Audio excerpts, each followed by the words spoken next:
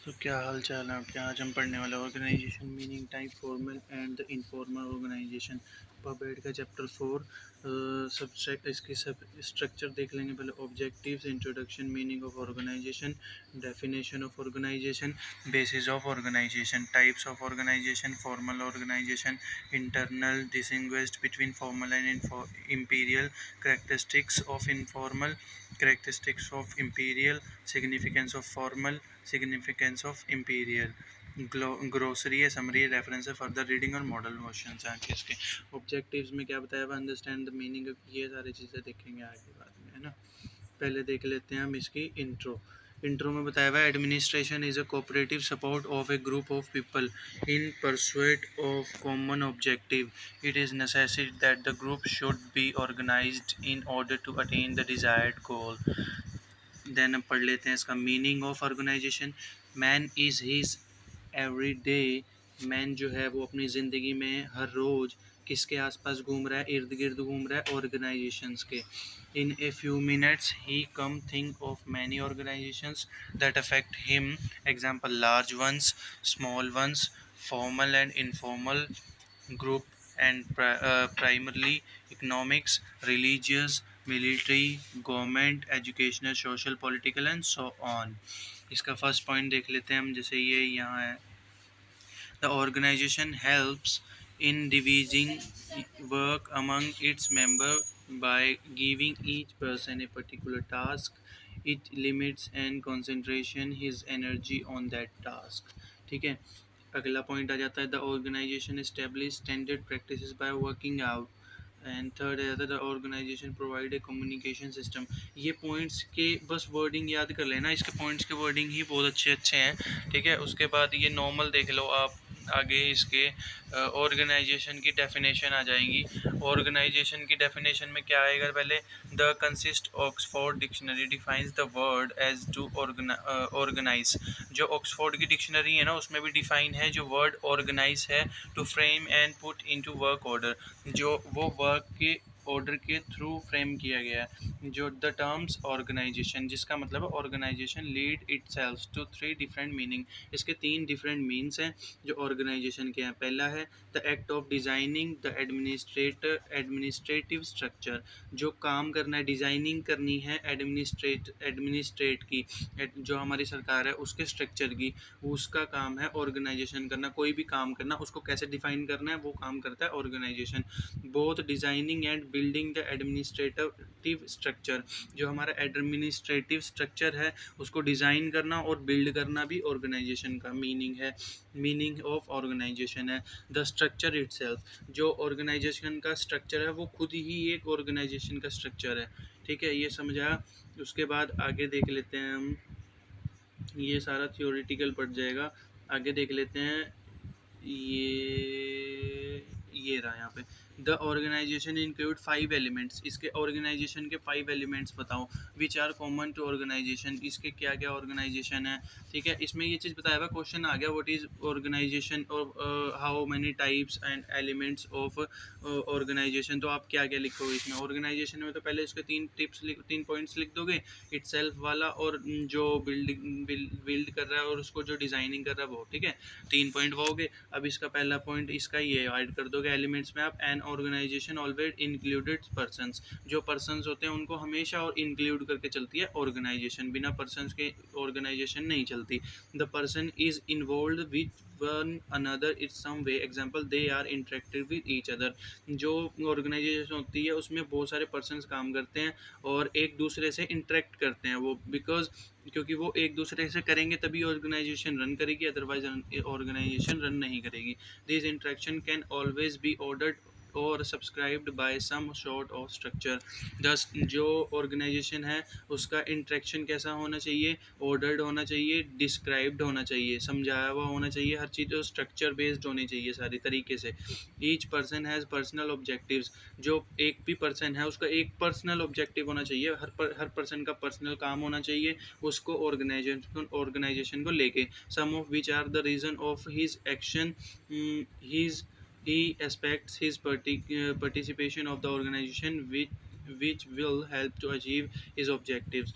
ठीक है, अब ये जो भी ऑब्जेक्टिव हैं उनको उनने अचीव करना है with the help of organization. ठीक, आगे आ जाते हैं basis. Basis of organization. Basis क्या होते हैं ऑर्गेनाइजेशन के? Generally 4 basis of organization. जो चार मेन बेसिस हैं जो ऑर्गेनाइजेशन के हैव बीन गिवन, ये नीचे दिए हुए हैं। दीज आर फंक्शंस और पर्पस। फंक्शंस हैं जो भी काम करने वाले जो ऑर्गेनाइजेशन के, जैसे किसी भी तरीके से काम करना है उनको, और उसके फंक्शंस क्या रहेंगे, वो चीज़ फंक्शन इनके हैं। ठीक है, पर्पस किस तरीके से काम करेंगे, क्यों करेंगे, किसके लिए काम करेंगे, ये पर्पस उनका रहेगा। बी आता है प्रोसेस। उनका क्या प्रोसेस रहेगा, एक काम करके अगला क्या करना है, अगला काम करके अगला क्या करना है, ये प्रोसेस क्या रहेगा, और किस वे में काम करेंगे, ये प्रोसेस क्या रहेगा। अगला आएगा उसका सी, क्लाइंटेल एंड।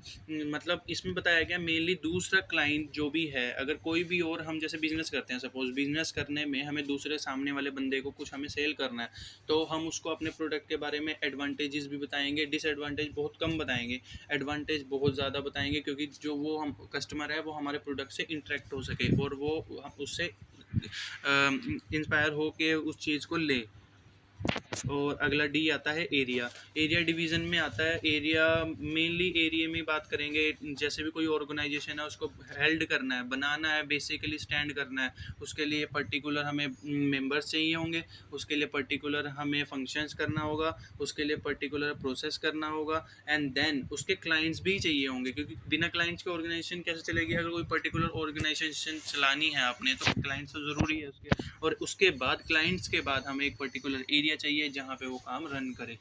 ठीक है, उसके आगे आ जाता है फंक्शंस ऑफ पर्पस। ये जो सारे ये चीज़ एक्सप्लेन की हुई हैं, इसमें एडवांटेजेस बताए हुए हैं। इसके एडवांटेजेस क्या हैं, देखो, पर्पस ऑफ फंक्शंस के, it produces the minimum of confusion and overlapping in the allocation of work. जो भी प्रोड्यूसेस हैं कन्फ्यूजन में किस चीज़ के होते हैं, ओवरलैपिंग, मतलब एक के ऊपर एक क्यों आते रहते हैं, क्योंकि एलोकेशन ऑफ वर्क होता है। It facilities the performance of the given task of the solution of A given problem.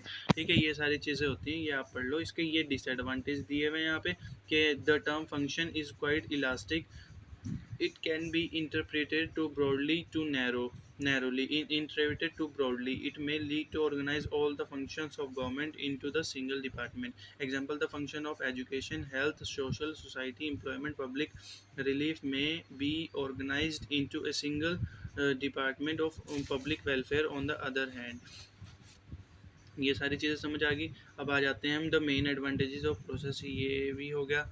ठीक है, इसके बाद ये पढ़ लेना है, अब यहाँ पे कर लेना है इसके, ये आगे चलते हैं, इसको देखें। द क्लाइंटेल प्रिंसिपल, ये सारी चीज़ वही चल रही हैं अभी, डिसएडवांटेज, एडवांटेज वगैरह। इसको थोड़ा स्क्रॉल कर लेते हैं, यहाँ पे आगे देखो, फॉर्मल एंड इनफॉर्मल ऑर्गेनाइजेशन डिस्कंसिस्ट। इसमें क्या बताया हुआ है ये देखो। फर्स्ट ऑफ ऑल, फॉर्मल में क्या होता है? Formal organization is an artificial structure of the rule and relationship area, a set of goals and activities. Informal में क्या आता है? Informal organization is more natural and spontaneous system. देखो, first में फॉर्मल में क्या बताया हुआ? फॉर्मल में जो आर्टिफिशियल स्ट्रक्चर्स होते हैं वो रूल्स होते हैं और रेगुलेशन होते हैं, ठीक है, और उनके गोल्स होते हैं। जो इनफॉर्मल होते हैं वो उनके नेचुरल बेस्ड होते हैं वो, ठीक है, और सोशल टेंडेंसी होती है उनकी, और एसोसिएशन इंटरेक्ट करते हैं नहीं करते वो डिपेंड नहीं करता उसमें, ठीक है। और अगले में पॉइंट में देखते हैं हम, ये दिखाया हुआ है यहाँ पे, member of the organization belong to one group. अगले में जो मेंबर हैं उनको ग्रुप के साथ, ऑर्गेनाइजेशन के साथ बिलोंग करना ही पड़ता है। Individual can become the member of more, ये कोई इसमें कोई भी फॉर्मल में कोई भी मेंबर नहीं बन सकता, और इनफॉर्मल में कोई भी आगे मेंबर बन जाता है और कोई कुछ भी काम कर लेता है, ठीक है। An individual is a work of under one superior. इसमें कोई भी एक सुपीरियर होता है, मतलब कोई भी एक सीनियर होता है, मतलब अगर इसमें कोई भी सीनियर नहीं होता, हर कोई लीडर होता है और ग्रुप का। बाकी ये चीज़ मैं इसको स्क्रॉल कर देता हूँ, ये आप पढ़ लें इसका, ठीक है, यहाँ पे स्क्रीनशॉट लेके, क्योंकि बहुत लंबी हो जाएगी वीडियो, इसलिए पूरा भी करना है चैप्टर। देन इसके पॉइंट्स बहुत हैं, और ये 18 नंबर में आते हैं इसके ये ऐसे question, formal and informal organization, ठीक है। अब ये इसके करेक्टरिस्टिक्स पढ़ लेते हैं हम। Characteristics of formal organization. जो फॉर्मल ऑर्गेनाइजेशन होती है उसके करेक्टरिस्टिक्स क्या होते हैं, पहले देखो ये वाला, structure of activities is clearly defined. जो स्ट्रक्चर होता है ना एक्टिविटीज़ का, उसको क्लियरली डिफाइंड करते हैं किसके सामने, ए important feature of formal education clearly defined the managers and employees. जो मैनेजर्स और एम्प्लॉयज़ होते हैं उनके सामने क्लियरली डिफाइंड कर दिया जाता है जो भी काम करते हैं, ठीक है, ऑर्गेनाइजेशन में, किस में, फॉर्मल ऑर्गेनाइजेशन में। ये इसके करेक्टरिस्टिक्स हैं, पहला ये हो गया। सेकंड हो गया permanent nature of the organization. Permanent nature of the organization में क्या होता है, देखो, relatively speaking the formal organization try to permanent. जो भी बात करी जाती है इसमें वो परमानेंटली ही की जाती है, वो कोशिश करते हैं कि ये चीज़ परमानेंट ही चले, ठीक है। Most of the people organization are created last a long life. मतलब ये लंबी लंबी चीज़ चलाने के लिए बात करते हैं कि ज़्यादा से ज़्यादा हमारी चीज़ें चलें और इनकी ऑर्गेनाइजेशन लंबी चले और मतलब मोर ग्रोथ करे। और अगला दे पॉइंट भी देखो ऑर्गेनाइजेशनल ग्रोथ का है। इसमें आ जाता है आपका another importance characteristics of formal organization is their organization growth. जो भी और इम्पोर्टेंस है, करेक्टरिस्टिक्स हैं ऑर्गेनाइजेशन के, उसमें सब में ये सबसे अच्छा वो बताया गया है, क्योंकि इसमें ग्रोथ होती है, एज्यूमिंग होती है। एज्यूमिंग में क्या होता है, कोई भी चीज़ हम पर्टिकुलर ले रहे हैं, उस चीज़ को एज्यूमिंग कहते हैं, क्योंकि हम फॉर्मल की बात कर रहे हैं, इनफॉर्मल की बात नहीं कर रहे। They successful adopt to their environment. Environment इनका क्लूलिंग होता है, फॉरेक्शनल होता है। ऑर्गेनाइजेशन नॉट ओनली इंड्योर होती है, they also trend exploring and grows. And इसमें बताया हुआ है इंक्रीज डिफरेंटिएशन, और बताया हुआ है लेवल ऑफ एक्टिविटीज़ होती हैं जो वो एडिशनल होती हैं, न्यू एंड डिफरेंस होती हैं, क्योंकि उसकी नई नई चीज़ें करेंगे जब भी ऑर्गेनाइजेशन में बंदे एंटर करेंगे। क्लियरली डिफाइंड ऑब्जेक्टिव जो है, फोर्थ है ये, क्लियरली डिफाइंड ऑब्जेक्ट, इसकी जो भी ऑब्जेक्टिव होती हैं ऑर्गेनाइजेशन की वो क्लियरली डिफाइन कर दी जाती हैं। फिफ्थ होता है इसका importance of reward and sanctions. जो भी सेंक्शंस होते हैं ऑर्गेनाइजेशन के, रिवॉर्ड होते हैं, sanction play an important role. जो भी इम्पोर्टेंट रोल निभाते हैं वो होते हैं सेंक्शंस।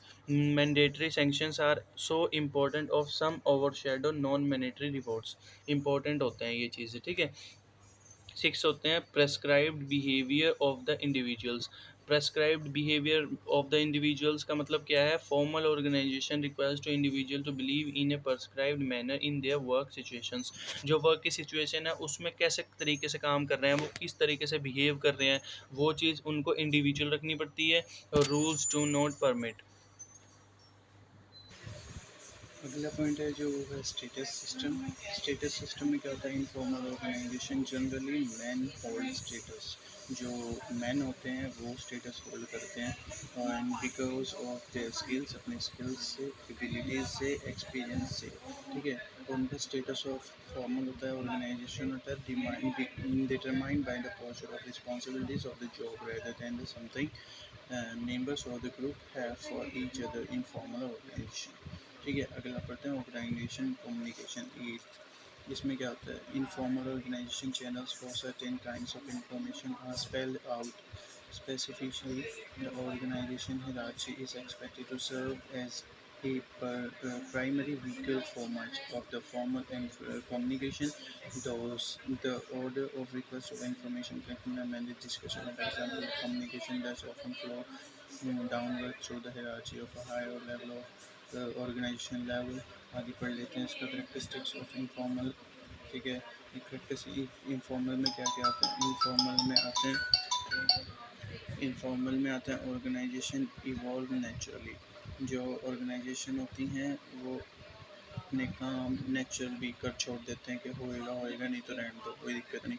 तो टेक्निकली बेस्ड होते हैं ये requirements which are arise from their explicit goal. The goals require to performance of a certain amount of work. जो इनकी परफॉर्मेंस होती है वो अमाउंट ऑफ वर्क होती है, ये जितना काम करेंगे उतना पैसा मिलेगा, वो होता है इसमें, ठीक है। अगला आता है development standard and norms. Development standard and norms में मतलब क्या है, just a society in general develops law. जो सोसाइटी में लॉज एंड डेवलप्स होते हैं वो क्या क्या होते हैं, belief about what is right and wrong conduct, so to does the information organization, ठीक है। थर्ड होता है standards are design to provide protections against changes इसका ये आ जाता है। और standard disable another the members against the inner outside danger particular those from the top management. अगला जाता है members in the formal organization anxieties to comfort standards. अगला आ जाता है इनफॉर्मल लीडर। अगला आ जाता है status system in informal organization. Significance पढ़ लेते हैं फॉर्मल ऑर्गेनाइजेशन के। Thinking capacities of people are limited. जो इसमें बताया हुआ है to be more specific limited thinking capacity means to most individual are not knowledgeable. हर कोई आज के टाइम पे नॉलेजेबल नहीं है बिकॉज लैक ऑफ एजुकेशन हो गई है। क्योंकि सब देखो जो भी पर्टिकुलर चीज़ है उसमें इनफॉर्मल में भी आती है फॉर्मल में भी आती है कुछ कुछ चीज़ें। अब ये देखो इन्होंने बताया था स्पेसिफिक लिमिटेड थिंकिंग, क्योंकि लोगों की सोच बहुत कम है और वो सोचते नहीं, हर कोई नहीं चाहता कि मैं पढ़ूँ।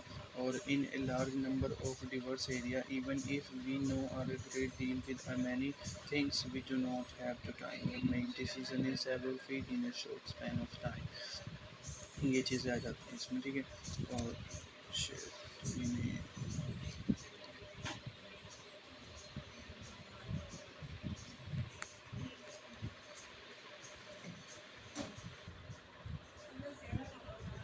ये जो पढ़ लिया ये आ गया इसमें difference and abilities to the people. Abilities आ गई। मैं इसमें ना पॉज कर रहा हूँ बीच बीच में, ये चीज़ देख लेना आप, इसके स्क्रीनशॉट लेकर डीपली पढ़ लेना अगर पढ़ोगे थोड़ा सा, ठीक है। टाइम रिक्वायरमेंट्स हो गया। सिग्निफिकेंस ऑफ इनफॉर्मल आ गए आगे। Informal organization satisfy the social need, ठीक है। Helps in developing sense of belongingness and identification. And third आ गया assist in determination approve behaviour. Fourth, helps in perpetual culture value, provides resistance in achieving objectives, acts as a mean of providing information, need for sympathy, ठीक है। ये chapter हो गया यहाँ पे of, ठीक है। इसके अब बेसिकली यहाँ देख लेना, ये देख लेना यहाँ पे मॉडल क्वेश्चंस। इसमें बताया था देखो टाइप ऑफ ऑर्गेनाइजेशन बताने नहीं है, जो हमने सबसे पहले पढ़ा था write note on formal and informal organization, जो हमें बहुत सारे पॉइंट्स मिले थे 13-14 थे पॉइंट उसमें, उससे ज़्यादा ही थे शायद। तो वो चीज़ देख लेना आप, वो पूरा नोट लिख देना यहाँ पे। ऐसे इस मतलब ऐसे ऐसे क्वेश्चन आएंगे एग्जाम्पल के तौर पर ये मिले हुए हैं। तो सबसे पहले यहाँ पे हमें हर चीज़ के बारे में सोच के चलना है कि भाई अगर 18 नंबर का क्वेश्चन है तो उसमें 7 से 8 पेज तो कम से कम करने हैं, 6 तो करने हैं कम से कम, और ज़्यादा से ज़्यादा 9 कर देना है। तो मतलब ज़्यादा लंबा भी नहीं लिखना और तरीके से लिखना है। पहले उसके हेडिंग लिखनी है, हेडिंग मार्क करके देन उसके बारे में थोड़ी सी एक्सप्लेनेशन 3-4 लाइन होगी या 5 लाइन होगी। देन अगला पॉइंट ज़्यादा लिखना है, क्योंकि पब्लिक एडमिनिस्ट्रेशन और पॉलिटिकल साइंस वगैरह ये चैनल ना, ये जो भी चैप्टर्स होते हैं वो ज़्यादा स्कोरिंग होते हैं और थियोरिटिकल होते हैं। दैट्स वाई यही होता है, ठीक है। मैं अगला चैप्टर फिर स्टार्ट करा देता हूँ, अभी करें या फिर अगले वाले में करते हैं। चलो फिर अभी यही करा ही देता हूँ, ठीक है। अगली में करें, ज़्यादा लंबी हो जाएगी वीडियो। चलो ठीक है, अगली में करेंगे फिर ये वाला रिवाइज कर लो आप, इसके बाद देखते हैं। Thank you for watching, subscribe my channel on like. Thank you.